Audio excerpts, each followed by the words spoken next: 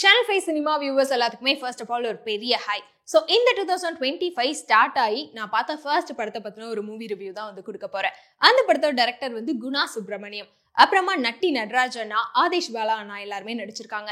So இப்போ உங்களுக்கு தெரிஞ்சிருக்கும் இந்த படத்தோட பேர் வந்து சீசா தான். ஸோ எல்லா இடத்துலையுமே இந்த படத்தோட போஸ்டர்ஸ் தான் இருக்கு. இந்த படத்தை பற்றின ரிவ்யூ தான் வந்து பார்க்க போறோம். என்னன்னா இந்த படத்தோட ஃபர்ஸ்ட் ஒன்லைன்லேருந்தே போயிடலாம். அதாவது இந்த பைபோலர் டிசார்டர் இருக்கக்கூடிய ஒரு பேஷண்ட், அதுக்கப்புறமா இந்த ஆன்லைன் கேம் அடிக்ஷன், இந்த ரெண்டு விஷயத்த பத்தி தான் வந்து இந்த படம் வந்து போக போகுது. அதாவது இந்த டிசார்டர் இருக்கக்கூடியவங்கனால என்னென்ன ப்ராப்ளம்ஸ் வரும், அதை தாண்டி வந்து இந்த ஆன்லைன் கேம் அடிக்ஷன் வந்து முக்கியமான ஒரு பாயிண்ட். ஸோ அதனால என்னென்ன பிரச்சனை வருது, அவங்க இந்த மாதிரிலாம் மாறுறாங்க அப்படின்ற விஷயம் தான் இந்த படத்தோட ஒன்லைன் அப்படின்னு சொல்லலாம். ஸோ படத்தோட ஃபர்ஸ்ட் ஆஃப் அப்படின்னு பாத்தீங்கன்னா ஸ்டார்டிங் வந்து கிரைம் த்ரில்லர்ல வந்து செமையா கொண்டு போயிருப்பாங்க. ஸோ பாக்குறப்ப அடுத்து என்னடா ஸ்டார்டிங்கே கிரைம் எல்லாம் நடக்குது அப்படின்னு சொல்லிட்டு அந்த கிரைமை கண்டுபிடிக்கிற மாதிரி தான் வந்து வரும். ஆனா திடீர்னு பார்த்தா அடுத்ததா அப்படியே ஜம்ப் ஆகி அந்த பிளாஷ்பேக்ல லவ் ஸ்டோரி கொண்டு வந்துட்டாங்க. ஸோ அந்த லவ் ஸ்டோரி கொஞ்சம் லாங்கா போயிடுச்சோ அப்படின்ற ஒரு சின்ன ஃபீல் எனக்கு இருந்துச்சு. மேபி அதை கொஞ்சம் ஷார்ட் பண்ணியிருக்கலாம். ஏன்னா வந்து நம்ம ஸ்டார்டிங்கே இந்த கிரைம் த்ரில்லர் வைபுக்கு போயிட்டோம். போனதுக்கப்புறம் டக்குன்னு லவ் ஜர்னர் மாறணும்னு சென்னடா படம் ரொம்ப போகுது அப்படின்ற மாதிரி ஒரு ஃபீல் கொடுத்துச்சு. ஆனா வந்து அந்த ஒரு 10 நிமிஷம் தாண்டினதுக்கு அப்புறமா அந்த ஹீரோக்கு அந்த டிசார்டர் அப்படின்ற ஒரு விஷயம் வந்தோடனே அவரோட ஆக்டிங்கா இருக்கட்டும், அதுக்கப்புறம் அந்த ஸ்டோரி லைன் ரொம்பவே இன்ட்ரெஸ்டிங்கா இருந்துச்சு. அதுவும் முக்கியமா வந்து ஃபர்ஸ்ட் ஆஃப் ஃபுல்லா பாக்குறப்போ ஓகே அப்படின்னு தோணாலுமே செகண்ட் ஆஃப் வந்து பர்சனலா எனக்கு ரொம்ப பிடிச்சிருந்துச்சு. ஏன்னா செகண்ட் ஆஃப் ஃபுல்லாவே வந்து ரொம்ப இன்ட்ரெஸ்டிங்கா கொண்டு போயிருந்தாங்க. ஒரு இடத்துல கூட நமக்கு வந்து சீட்டை விட்டு எந்திரிக்கணும் அப்படின்னே தோணல. அடுத்து என்ன நடக்க போகுது அப்படின்னு சொல்லிட்டு நமக்குள்ள ஒரு ஃபீல் இருக்குல்ல, அந்த மாதிரி அதை கிரியேட் பண்ணிட்டே இருந்தாங்க அந்த ஹைப் அப்படின்னே சொல்லலாம்.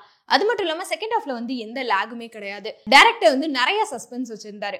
அதுக்கப்புறம் பாத்தீங்கன்னா லாஸ்ட் ஒரு ட்விஸ்ட் வந்து யாருமே எக்ஸ்பெக்ட் பண்ணிருக்க மாட்டோம். ஸோ அதுலயுமே ஒரு சோஷியல் மெசேஜ் கொடுத்ததே எனக்கு பர்சனலா ரொம்ப பிடிச்சிருந்துச்சு. ஏன்னா நம்ம மோஸ்ட்லி வந்து ஒரு கருத்து சொன்னா நம்ம என்ன யோசிப்போம்னா, என்னடா கருத்தா அப்படின்னு சொல்லிட்டு நார்மலா போக போது போர் அடிக்குமே அப்படின்னு யோசிப்போம். பட் அந்த மாதிரி இல்லாம நிறைய ஜேர்னர்ஸ் வந்து மிக்ஸ் பண்ணி எடுத்திருக்காங்க. ஸோ ஸ்டார்டிங் கிரைம் த்ரில்லர்ல போயிட்டு அடுத்த லவ் ஜேர்னர் வந்துட்டு, அதுக்கப்புறம் இந்த டிசார்டர் இருக்கக்கூடிய பேஷண்டோட ஸ்டோரி வந்துட்டு, லாஸ்ட்ல வந்து அந்த ஆன்லைன் கேம் அடிக்ஷன் அப்படின்னு சொல்லிட்டு நிறைய ஜேர்னல்ஸ் கொண்டு வந்து கடைசியில வந்து மக்களுக்கு என்ன சொல்ல வராங்க அப்படின்ற விஷயத்த வந்து அந்த கருத்தை வந்து ரொம்ப அழகாவே சொல்லியிருந்தாரு. ஸோ அதுவே வந்து எனக்கு ரொம்ப பிடிச்சிருந்துச்சு இந்த படத்துல. அடுத்ததா பாத்தீங்கன்னா கேஸ்டிங் அப்படின்னு பாக்குறப்போ பர்ஃபெக்டா வந்து செலக்ட் பண்ணியிருக்காங்க. போலீஸ் கேரக்டர் அப்படின்னா வந்து மோஸ்ட்லி நிறைய போலீஸ் கேரக்டர்ஸ் எல்லாமே நிறைய படங்கள்ல காமிச்சிருப்பாங்க. இதுல பாத்தீங்கன்னா கொஞ்சம் தான் அந்த போலீஸோட கேரக்டர்ஸ் வந்து இருந்திருக்கும். ஆதேஷ் பாலானா, நட்டி நடராஜனா, அதுக்கப்புறம் வந்து நிழல் ரவி சார் அப்படின்னு சொல்லிட்டு. ஸோ எங்களோட கேரக்டர் எல்லாமே அவங்களுக்கு கொடுத்தது ரொம்ப பர்ஃபெக்டா பண்ணியிருந்தாங்க. அதுவும் வந்து நட்டி நடராஜனா அப்புறம் ஆதேஷ் பாலானோட காம்போ வந்து ரொம்பவே நல்லா இருந்திருக்கும். ஸோ அவங்க ரெண்டு பேரும் வந்து சேர்ந்து கண்டுபிடிக்கிற விஷயமா இருக்கட்டும், ஸ்டார்டிங்ல இருந்து எண்டு வரைக்குமே அவங்களோட கேரக்டர் டிராவல் ஆகிட்டே இருக்கும். சொல்லப்போனா அவங்க தான் அந்த படத்தோட மெயின் லீட் அப்படின்னு சொல்லலாம். அவங்க கேட்கறது தான் அந்த படத்தோட ஹோல் ஸ்டோரியுமே வந்து வெளியே வந்துட்டே இருக்கும். ஸோ அப்படி பார்க்குறப்ப நமக்கு ரொம்பவே இன்ட்ரெஸ்டிங்காக இருந்துச்சு. அடுத்ததா பாத்தீங்கன்னா ஹீரோட ஆக்டிங் பத்தியுமே சொல்லணும். ஸோ அந்த லவ் ஜர்னர்ல ஹீரோட ஆக்டிங் பாக்குறப்ப சரி ஓகே அப்படின்னு இருந்துச்சு. பட் ஆனா அந்த பைபோலர் டிசார்டர்னு ஒரு கேஸ் வந்ததுக்கு அப்புறம் பாத்தீங்கன்னா உண்மையுமே வேற லெவலில் பர்ஃபெக்டா வந்து நடிச்சிருந்தாரு. சொல்லப்போனா உண்மையுமே எனக்கு தோணுச்சு, என்னப்பா அந்த பையன் இப்படி நடிக்கிறான் அப்படின்னு சொல்லிட்டு. ஸோ அந்த கேரக்டராகவே வாழ்ந்துட்டார் அப்படின்னே சொல்லலாம். இந்த டிசார்டர் பத்தி பேசுறப்போ 3 படத்தோட ரெஃபரன்ஸ்மே இதுக்குள்ள கொஞ்சம் வந்த மாதிரி எனக்கு ஒரு ஃபீல் வந்து இருந்துச்சு. ஸோ ஆனாமே வந்து அந்த மாதிரி இருக்காது, பட் அந்த டிசார்டர் மட்டும் அந்த மாதிரி இருந்துச்சு. அதுக்கப்புறம் இந்த படம் ஃபுல்லாவே இந்த மாதிரி தான் போயிட்டு இருந்துச்சு.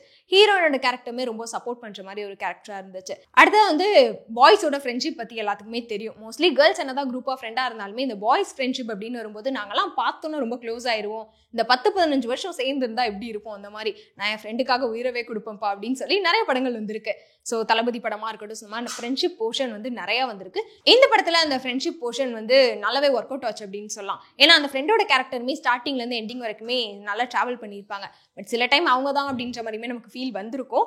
பட் இருந்தாலுமே அவங்க ரெண்டு பேர்த்தோட அந்த ஹீரோ என்ன பண்ணாலுமே அட்ஜஸ்ட் பண்ணிட்டு போறதா இருக்கட்டும், சப்போர்ட் பண்றதா இருக்கட்டும், ஸோ ஃப்ரெண்ட் கேரக்டருமே ரொம்ப நீட்டா கொண்டு வந்திருந்தாங்க.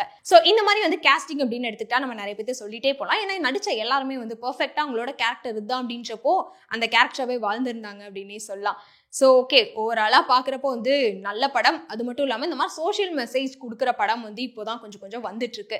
ஸோ அதுலேயுமே வந்து சோஷியல் மெசேஜ் ஃபுல்லாக திணிக்காம நம்ம entertainment, commercial plus crime thriller அப்படின்னு சொல்லி எல்லா ஜானருமே மிக்ஸ் பண்ணி கொடுத்தது வந்து படத்தோட ப்ளஸ் பாயிண்ட் அப்படின்னே சொல்லலாம். ஸோ ஓவராலா நெகட்டிவ் பாயிண்ட் அப்படின்னு கேட்டிங்கன்னா எனக்கு அந்த ஃபர்ஸ்ட் ஹாஃப்ல வந்து அந்த ஒரு 10 நிமிஷம் அந்த லவ் ஜர்னர் இருக்குல்ல, ஸோ அது வந்து கொஞ்சம் அதிகமாக போகாமல் இருந்திருந்தா இன்னுமே வந்து சூப்பராக இருந்திருக்கும் அப்படின்றதான் என்னோட பர்சனல் ஒப்பீனியனாக இருக்கும். மற்றபடி இந்த படம் வந்து தேட்டர் ஒர்த்தா அப்படின்னு கேட்டிங்கன்னா கண்டிப்பாக தேட்டரில் போய் பாருங்க.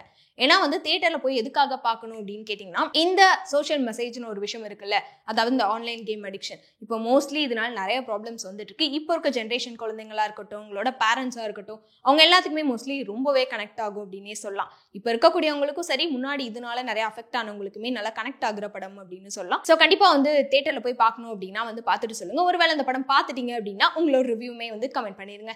இந்த மாதிரி வேற ஒரு மூவி ரிவ்யூவோட உங்களை வந்து பார்க்குறேன். அது வரைக்கும் உங்ககிட்ட இருந்து டாடா பை சொல்லிக்கிறது நான் உங்க விஜய் சத்யா.